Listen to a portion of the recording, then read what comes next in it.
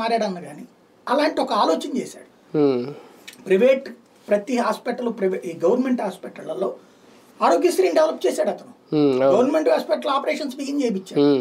ఎప్పుడైతే government hospital operations అవుతాయి, ఇప్పుడు 350 కోట్లు ప్రైవేట్ వాడికి ఇచ్చేదానికంటే ఓ 150 కోట్లు గవర్నమెంట్లో అయిపోతుందిగా, తగ్గిపోతుంది కదా. ప్లస్ ఈ డాక్టర్లు బాగుపడతారు కదా.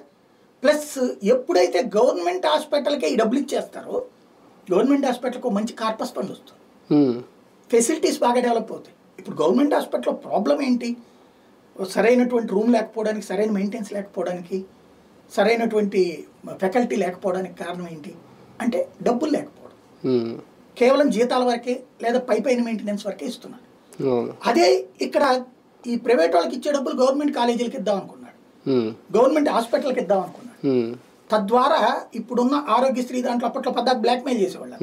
అందుకని 70% తగ్గించేసి 30% గవర్నమెంట్ హాస్పిటల్స్, గవర్నమెంట్కి సంబంధించినటువంటి ఈ మెడికల్ కళాశాలల అనుబంధ వాటిట్లో పెట్టేసుకొస్తే టోటల్గా సక్సెస్ అయిపోతుంది. ప్రభుత్వానికి భారం తగ్గుతుంది, ప్రజలకి ప్రయోజనం చేకూరుతుంది. ఇది అతను వేసిన ప్లాన్. ఇది అతను చెప్పుకోవడం చేతే సావదు అతనికి వచ్చిన ప్రాబ్లం. అదే చంద్రబాబు గారు కనుక ఇట్లాంటి ఆలోచన చేస్తే అసలు దేశంలో ఇంతకంటే మేధా ఉన్నాడా, ఇంత అద్భుతమైన వ్యక్తి ఉన్నాడా అని చెప్పి పొగట్టడానికి కొన్ని లక్షల గొంతులు వస్తాయి.